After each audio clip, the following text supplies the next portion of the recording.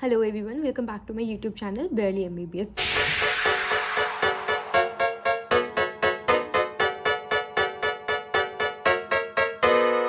आज की वीडियो बहुत ज़्यादा इंपॉर्टेंट होने वाली है क्योंकि हम डिस्कस करने वाले हैं हाई वेटेज वाले चैप्टर्स फिजिक्स केमिस्ट्री बायोलॉजी के, वो चैप्टर्स जो कि बहुत ही ज़्यादा इंपॉर्टेंट है। यार देखो, अल्टीमेटली आपको करने तो सारे ही चैप्टर्स हैं, but it would be better if you start from these chapters जिनकी वेटेज बहुत ज़्यादा हाई है। तो लास्ट 10 क्वेश्चन पेपर्स जो हमारे नीट के रहे हैं उनके एनालिसिस के बेसिस पे मैंने ये PDF बनाई है। Share the PDF with you. और ये चैप्टर्स करने के बाद you have to make sure कि जो बाकी चैप्टर्स बच गए हैं आप वो भी करो, ठीक है। So let's start with the video. तो यार देखो, 3rd ऑफ मई आपका एग्जाम है, तो इट्स वेरी इंपॉर्टेंट कि आप इंपॉर्टेंट चैप्टर से पहले स्टार्ट करो, उसके बाद जो भी बच जाएंगे चैप्टर आप उनको बाद में कर लेना। बायोलॉजी से स्टार्ट करते हैं, वो चैप्टर्स जिनसे 4 to 5 क्वेश्चन आते हैं। एक तो सबसे पहले एनिमल किंगडम बहुत इंपॉर्टेंट है, बस एग्जाम्पल्स याद करने हैं और ईजिली हो जाता है, तो एनिमल किंगडम आपको करना है। दूसरा जेनेटिक्स बहुत इंपॉर्टेंट है, principles of inheritance and variation और मॉलिक्यूलर बेसिस ऑफ इनहेरिटेंस, दोनों चैप्टर्स बहुत ज़्यादा इंपॉर्टेंट है, आपको आने चाहिए। बायोटेक्नोलॉजी की जो हमारी प्रिंसिपल वाली यूनिट है वो बहुत ज़्यादा इंपॉर्टेंट है। सेल साइकिल बहुत ज़्यादा इंपॉर्टेंट है, आपको सेल साइकिल आनी चाहिए। And we have human physiology के कुछ चैप्टर्स हैं जो कि आपको आने चाहिए। इन सब चैप्टर्स से आप 4 to 5 क्वेश्चन आप एक्सपेक्ट कर सकते हो। नेक्स्ट वी हैव वो चैप्टर्स जिनसे 3 to 4 क्वेश्चन आते हैं, तो उसमें we have cell unit of life, biomolecules, plant kingdom, photosynthesis, neural control and coordination, sexual reproduction in flowering plants. Very important कि आप sexual reproduction in flowering plants के सारे एग्जांपल्स याद कर लो और जो हमारी NCERT में डायग्राम्स है आपको वो भी अच्छे से आते हो। Human reproduction, human health and diseases and organisms in population. या देखो, इकोलॉजी यूनिट जो है ना वो बहुत ज़्यादा स्कोरिंग है, तो आप ट्राई करना कि आप पूरी इकोलॉजी यूनिट करके जाओ, उसमें भी organisms in population very important, तो आप उसको प्रायोरिटी में रख लेना। नेक्स्ट वी हैव वो चैप्टर्स जिनसे 2 to 3 क्वेश्चन आते हैं, तो morphology of flying plants, again इसके एग्जाम्पल आपको याद होने चाहिए। We have plant growth and development, tissue, respiration in plants, respiration in humans, body fluids, chemical coordination important है। बायोटेक्नोलॉजी का एप्लीकेशन वाला चैप्टर जो है वो यहाँ पे आ गया, वो वेरी इंपॉर्टेंट फॉर मतलब 2 to 3 क्वेश्चन आप एक्सपेक्ट कर सकते हो। फिर बायोडाइवर्सिटी इंपॉर्टेंट है, रिप्रोडक्टिव हेल्थ आएगा, 2 to 3 क्वेश्चन आ सकते हैं उससे भी। 1 to 2 क्वेश्चन कौन से चैप्टर से आ सकते हैं? बायोलॉजिकल क्लासिफिकेशन से, एनाटमी ऑफ फ्लावरिंग प्लांट से आप एक्सपेक्ट कर सकते हो, इकोसिस्टम से आप एक्सपेक्ट कर सकते हो, किडनी से आप कर सकते हो, माइक्रोब्स, लोकोमोशन, एवोल्यूशन, इन सब से 1 to 2 क्वेश्चन आते हैं, ठीक है। अब let us go to chemistry. अब केमिस्ट्री में ना आप प्लीज़ ट्राई करना कि आप केमिकल बॉन्डिंग और GOC तो पक्का करके जाओ, क्योंकि they form the basics for organic and inorganic both chemistry. जैसे GOC से आपको बहुत सारी रिएक्शंस होंगी जिनका आपको ऑलरेडी आइडिया लग जाएगा। Same is with chemical bonding, अगर आपको केमिकल बॉन्डिंग आती होगी तो आप इनऑर्गेनिक केमिस्ट्री के बहुत सारे ट्रेंड्स जो हैं वो लॉजिकली सोच के आपको याद रहेंगे। तो 4 to 5 क्वेश्चन आ सकते हैं केमिकल बॉन्डिंग से। P ब्लॉक काफ़ी बड़ा चैप्टर है, इससे भी आप 3 to 4, 4 to 5 क्वेश्चन एक्सपेक्ट कर सकते हो। और ऑर्गेनिक केमिस्ट्री के aldehyde, ketone and carboxylic acid very important, इससे भी क्वेश्चन आते हैं।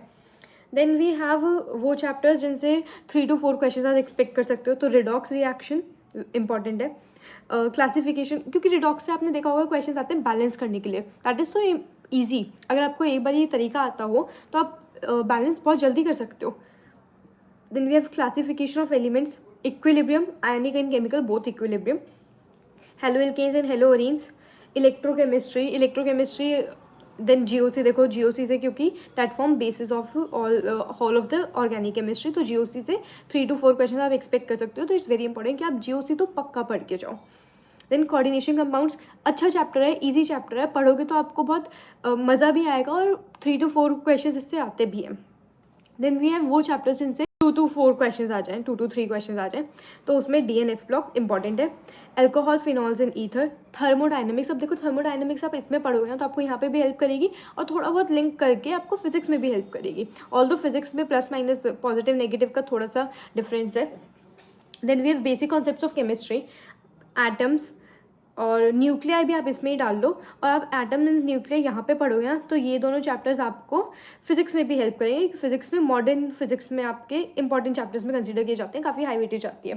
देन वी हैव सॉल्यूशंस, आपको करना है केमिकल काइनेटिक्स और हाइड्रोकार्बन्स और अल्कोहल, फिनॉल्स एंड ईथर्स, ये हमारी ऑर्गेनिक केमिस्ट्री है। तो देखो फिर से ऑर्गेनिक केमिस्ट्री कितना ज़्यादा वेटेज होल्ड करती है, तो इट्स वेरी इंपॉर्टेंट कि आप GOC, जनरल ऑर्गेनिक केमिस्ट्री, पहले पढ़ लो। देन वी हैव वो क्वेश्चन जिससे 1 to 2 क्वेश्चन आ जाए वो चैप्टर्स, तो उसमें प्रैक्टिकल केमिस्ट्री, अब प्रैक्टिकल केमिस्ट्री से भी क्वेश्चन आने लग गए हैं, अमीन्स एंड बायोमोलिक्यूल्स, ठीक है। हमारी केमिस्ट्री भी कंप्लीट हो गई, बाकी बचे हुए जो भी चैप्टर बच जाएंगे वो आप लास्ट में करना, ठीक है। नेक्स्ट वी हैव, ठीक है, अब फिजिक्स की बात करते हैं। तो देखो यार, यूनिट्स एंड डायमेंशंस ना बहुत छोटा सा चैप्टर है और ऐसा लगा कि यार क्या ही इंपॉर्टेंस है इसकी, लेकिन इंस्ट्रूमेंट्स वाला हो गया या फिर सिग्निफिकेंस हो गई, सिग्निफिकेंट फिगर्स हो गई, ये सब ना पूछ लेते हैं क्वेश्चंस में। और कुछ क्वेश्चंस होते हैं जो कि आप डायमेंशन से भी आंसर निकाल सकते हो, आपको सॉल्व नहीं करने पड़ते पूरे के पूरे। तो इट्स वेरी इंपॉर्टेंट कि आप यूनिट्स एंड डायमेंशन वाला चैप्टर करके जाओ। Rotation of particles and system of particles and rotation वाला चैप्टर भी इंपॉर्टेंट है। Electric potential and capacitance, thermodynamics, ray optics, semiconductor में लॉजिक गेट्स, कितना इजी टॉपिक है, तो लॉजिक गेट्स पक्का करके जाने सेमीकंडक्टर से। Moving charges and magnetism, current, electricity, ये सारे चैप्टर्स वो हैं जो हमें 3 to 4 क्वेश्चन जिनसे एक्सपेक्ट कर सकते हैं 12 to 16 मार्क्स के। Then we have laws of motion और work, power, energy, gravitation, KTG, oscillations, electric charges and field, alternating current, wave optic, dual nature और न्यूक्लियाई, और एटम्स भी इसी में ऐड कर लो। देखो अब एटम्स एंड न्यूक्लियर फिजिक्स में भी और आपने केमिस्ट्री में भी कर लिया, तो आपने इससे मतलब आपने इससे 2 जगह पे मार्क्स फेच कर लिए और इससे आपको 8 to 12 मार्क्स आ जाएंगे। तो ये वाले चैप्टर्स भी आपको छोड़ के नहीं जाने। Next we have electromagnetic induction, EM waves, atoms, देखो उसके बाद motion in a straight line, motion in a plane, mechanic properties of solids and fluids दोनों ही, और thermal properties, wave theory, magnetism and matters, ये वो चैप्टर्स हैं जिनसे 1 to 2 क्वेश्चंस एक्सपेक्ट कर सकते हैं, 4 to 8 मार्क्स आ सकते हैं। अब यार देखो, मैं ये नहीं बोल रही कि आप सिर्फ ये चैप्टर्स पढ़ के जाओ, लेकिन इसे अपनी प्रायोरिटी लिस्ट में रखना। ये वो चैप्टर्स हैं जिनसे मैक्सिमम नंबर ऑफ क्वेश्चंस पूछे जाते हैं, सो ट्राई कि आप इन चैप्टर्स को पहले कंप्लीट करो, इनको अपनी प्रायोरिटी लिस्ट में रखो। जब ये चैप्टर्स कंप्लीट हो जाएंगे उसके बाद जंप टू द चैप्टर्स जिनकी वेटेज कम है। अब जब आप इन चैप्टर्स को कंप्लीट करोगे और आप तब मॉक टेस्ट दोगे तो आपको पता चलेगा कि आपका स्कोर बूस्ट हो रहा है। अब ऐसा क्यों है, क्योंकि हो सकता है आपने बहुत सारे छोटे छोटे चैप्टर्स कर रहे हो लेकिन उससे नंबर ऑफ क्वेश्चंस कम आ रहे हो। जब आप एक बड़ा चैप्टर कंप्लीट करोगे जिससे 4 to 5 क्वेश्चंस आ रहे हैं और आपने वो क्वेश्चन सही करे तो आपके मार्क्स अपने आप 16 to 20 मार्क्स जो है वो इंक्रीज हो रहे हैं। If you need this PDF, DM me on Instagram, मैंने अपने यूज़र नेम पिन कमेंट्स में डाल दिए। And keep studying, keep hustling, all the very best and stay tuned. Bye bye.